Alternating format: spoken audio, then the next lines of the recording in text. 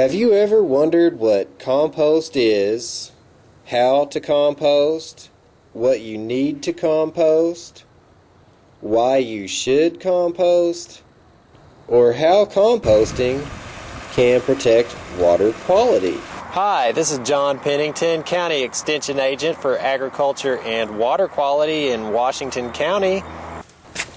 And in this short video, I will answer questions that you may have about composting, how composting can protect water quality, and so on.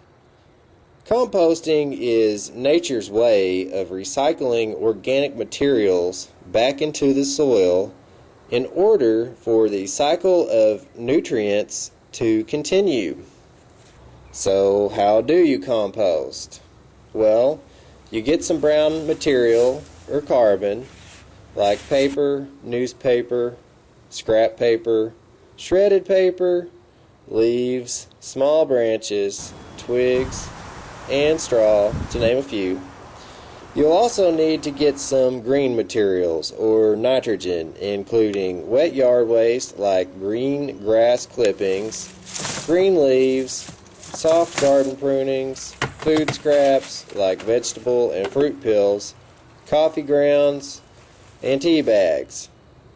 Once you get a source of material to compost, all you need to do is select a location to compost, a style of composting like a pile or bin, and method of mixing your compost.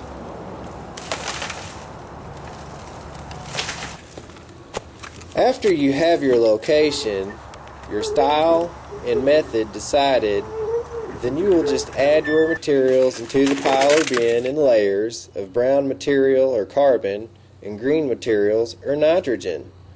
Ideally, you'd like to have 3 parts of brown to every part green.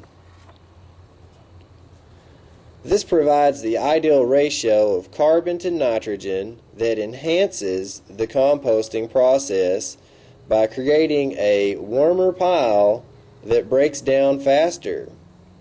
Ideally, your browns and greens should be of varying sizes and layers. An easy way to do this may be to add in some grass clippings, and then on top of the clippings, add some paper, and then mix the materials up and add some water so that you have about 30% moisture.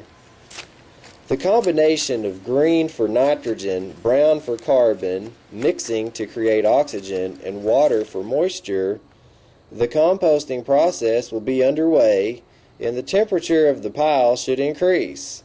And you will always know that you are composting well when you go outside on a cold day and you turn your pile and see steam rising from the pile. If the pile is not heating up or breaking down, then you will need to figure out if you need to add more browns, greens, mixing, or moisture. A funky smell coming from the pile can indicate too much green or nitrogen, and you will need to add more brown or carbon material. The pile only smells when you have too much nitrogen in it. When you are finished with your material, the color will be dark and rich with no remnants of yard or food waste. There may be some larger chunks of wood that have not broken down, but these can be screened out and put back into a new pile. The compost that has been generated can now be applied to lawns and gardens to condition the soil and replenish the soil nutrients. When it comes to why you should compost, composting is earth-friendly. Yard waste and food scraps make up 20 to 30% of the waste stream. And putting these materials back into our lawns and gardens not only saves space in the landfill, but also reduces our need for fertilizer application and improves the soil around our house so that the plants and turfs can grow better and reduce the amount of bare space around our lawn and garden. This protects water quality. Composting is easy. You can start with just leaves and grass, then move up to worms and food scraps. Composting also saves money since you don't have to use commercial fertilizers to fertilize. You can just use your compost. And you can reduce your trash bill by decreasing the amount of trash you have hauled away, as composting can decrease the amount of trash generated at your house.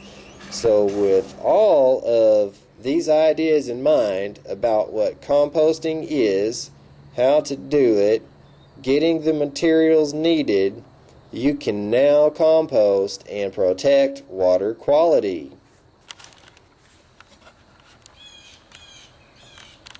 For more information on protecting water quality, contact your local county extension office or watershed partnership. This podcast was funded by the Arkansas Natural Resource Commission and Environmental Protection Agency.